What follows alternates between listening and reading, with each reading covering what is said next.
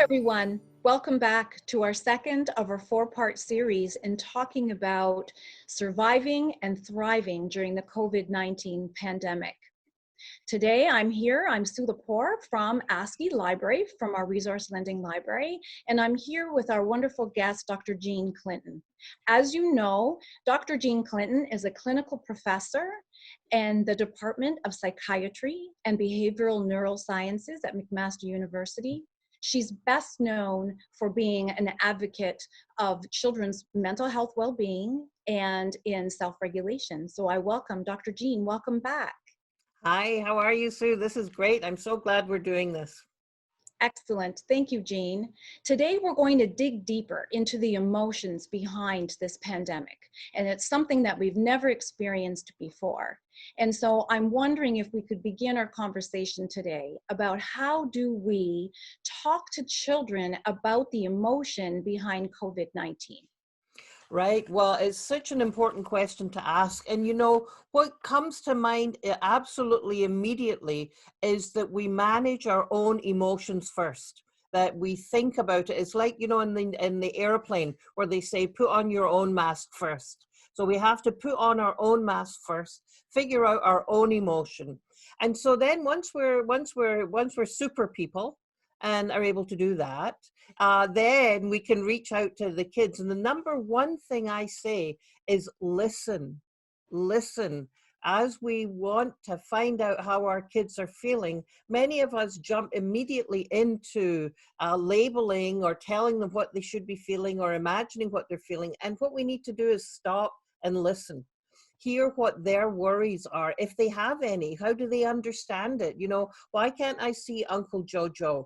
And that you think, oh, I have to tell them all about the big COVID-19. And all they want to know is, well, because he's got his sunglasses on, I can't see him. So we really need to be where the kids are at. And why is that? Well, what we know is that when we meet children where they're emotionally at, then we can help regulate them. We become co-regulators of them. We sit with them, we help them label the emotion. And what we know is when you can regulate, then you're better able to relate. And as you're able to relate, then you're better able to reason. So helping kids find out where they're at, giving them language for their emotion, that's relating with them. And then they can say, you know, I had a scary dream last night. I didn't like it, but tonight I'm going to tell that scary brown cow to go away. So if we listen, then we hear. If we hear, then we connect. So it makes such a big difference for emotions. What's our long-term goal? I am loving the work of Marc Brackett and the Yale Center for Emotional Intelligence. And so what he says is, he says you have to follow the ruler method. And I want you to tie it in with the tools for life that we talked about before, Sue. But he talks about the ruler, R for recognize, U is for understand your emotion, L is for label your emotion, E is for express your emotion, and then finally you get to regulate that emotion.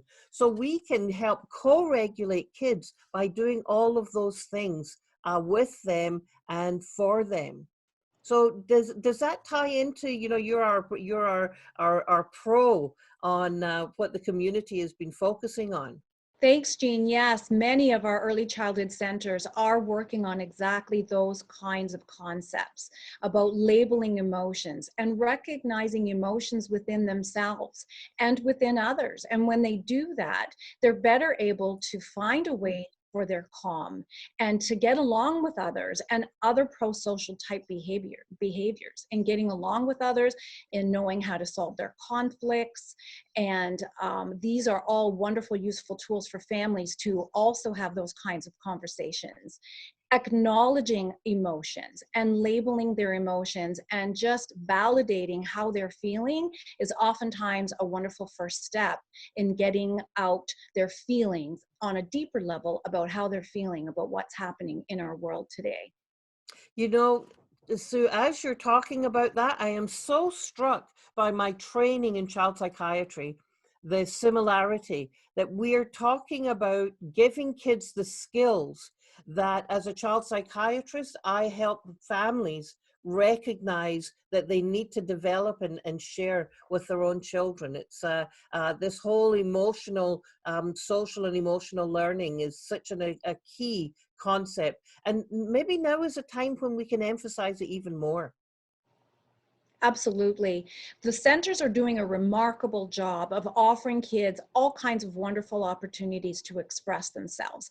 I've seen wonderful art activities, musical activities, bringing stories to life. I've even seen Play-Doh where kids, yellow tinged Play-Doh where they've made emojis with little loose parts, and then they talk about it. And everyone can relate that there are times where we all feel that way.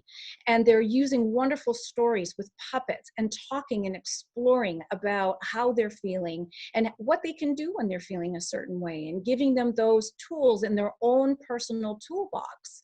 Sometimes the tools are different for different kids. It depends on what really resonates well with them.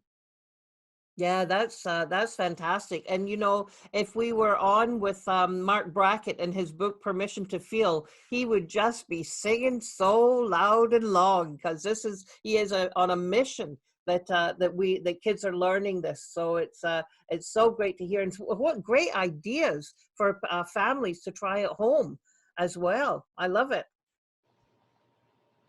Thank you, Jean. I'm wondering if maybe you could spend a few moments in talking about stress behavior versus misbehavior. Oh boy, it's so, so important. So, you know, I want to kind of think about it in two categories or in two kind of ways. One is in the area of what we know that our stress, when we're experiencing stress as adults, has a leaking effect, that has an effect that kindles, it lights the flame of stress in other people, including our kids.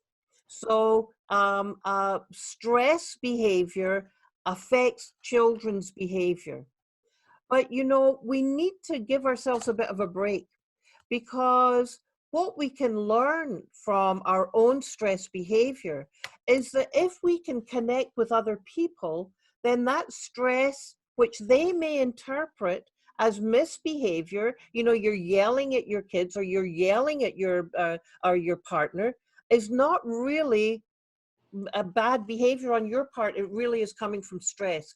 And when you can connect to others, it helps neutralize and it buffers that stress. So that's one thing I think we need to keep in mind, that sometimes our behavior, which is misbehavior as adults, is really coming from our stressors. The second is the parallel process, as they talk about, is with kids. So we see behavior, every behavior has a reason and it has a meaning. And behavior is communication, straight and simple. And if we can imagine that the behavior that we're seeing is the tip of an iceberg, then we can dig deep and see, well, what is it that's underneath that behavior? What's the story that I can understand where the behavior is coming from? I have a very firm belief. I love the work of collaborative problem solving, Ross Green and Stuart Ablon, that they say all kids will do well if they can. They're not doing things, believe it or not, to drive you crazy or send you over the edge. They will do well if they can. And so what you may be seeing is stress behavior. So that means become a stress detective. So you see that a particular time of the day, the kids are discombobulating. Ask, is it something physical? Are they hungry? Are they tired? Is the light too bright? Is there too much noise going on? Emotionally, am I overcharging them? Am I expecting too much? Am I creating too much brouhaha around? There's wonderful work done by Stuart Shanker through Self-Reg that asks you really to reframe the behavior. Think of it as stress rather than misbehavior, and ask yourself, is there an emotional stressor? Is there a cognitive stressor? Is there a stressor in terms of relating and getting along with others? There's a total of 5 different kinds of stressors. Because once you can reframe it, then you can start thinking about, oh, well, what can I do? Maybe what you need is you're sitting in this one place all this time is really stressful for you. Maybe what you need to get up and jump and dance around. Another little one who has a physical stressor, it may be what they really need is that cozy, comforting corner that we talked about before. So it really is examining, reframing, relabeling, see what other things can help soothe and bring that stress down to calm and alert. If that makes sense to you. There's a lot to take in all at once. That was excellent, Jean. Thank you. I agree with you. Ross Greene does have some good points about all behavior is a communication, and they will behave if they can, and if they can't, why not? What is the barrier that's creating this problem at the moment for the child? Yeah, and I think if we change our view of the child to one that we say the child is doing the best they can with what they have, and that they're lagging in skills, and we need to help them with skills. But what's also beautiful about this model of Ross Greene and Scott and Stuart Avalon is we can also apply it to the parent. Because you know what? The parents are doing the best that they can with what they have available to them. And they are, if we reach them, out to them with compassion, then we can start asking them, well, what's important to you? What are your needs? What are your values? What are your goals and what are your strengths? What my friend Stephen de Groot calls the core 4. Because we may see a little one who is discombobulating when they're outside playing. And one mom may completely ignore it, and another mom jumps right on their case. And so you can then say, well, what is it? What's the need of the mom who jumps on the little one? And then you have a conversation, and she says, well, what's important to me is that when I speak to my children, they listen to me and they're respectful to me. And so when he behaves like that, I think he's disrespecting me, and that means I'm not a very good mom, and I don't want to look like that in the eyes of others. So when you start in relationship with people to ask them about their need, their core values, their need, values, goals, and strengths, then you can better come to an understanding, a compassionate view of how can the child's behavior be viewed as they are a kid who are doing the best that they can. I hope that makes sense to you as well, I hope. It certainly does. And I think at the end of the day, what it all comes down to are meaningful connections with the children in our care, whether they're our own children or the children that we support in childcare settings, that it's to find the unique gifts that exist within each and every child and nurturing that and bringing that out to everyone to see. Oh, I so love that. I love that, Sue. The First Nations, when I met Tom Porter, a Mohawk elder, the first time I heard him, he talked about children are the sacred ones. They each come with that special gift for us to learn. And what we find then is if you help kids understand their behavior, their parents as co-regulators and stress detectives who reflect and figure out, well, why do I need my kid to behave in this way, as an example, then kids are more resilient. They're able to meet challenges, do well with challenges, and bounce back, as it were. But they can't do that without the co-regulating of adults, without having a huge sense of safety, of being significant in others' lives, and also having a real purpose. So I know that talking about resilience is going to be one of the things that that's coming up. Maybe you can talk a little bit about that. Absolutely. So you've given a little teaser for our next session. It will be all about raising children with resiliency and building on all of the things that we've just spoken about and leading them down that pathway where they have the skills in their back pocket and their toolbox that they can bring out in order to thrive during tough times and stressful times. And we'll all have those stressful times in our life. And to be able to draw on our resiliency skills is a key factor for success right through to adulthood. Right. Well, that's going to be a fun session for sure. I'm Hmm. so glad that we're doing this, and I'm so hopeful that it's helpful to people as they listen, and we'll have our opportunity for question and answer in some of the next format. That's right, thank you. As a wrap up for our session tonight, I'd like people to think about some of the things that we've talked about today and what resonated with you. If you can think of something that you've heard tonight that you can use in your practice later and reflect on how that worked for you.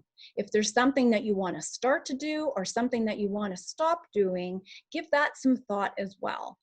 We'll be posting on the ASCY website the template that you can fill in order for you to have that for your continuous learning portfolio and something for you to bring to the conversation with Jean later when we can have a question and an answer period based on what we've talked about tonight.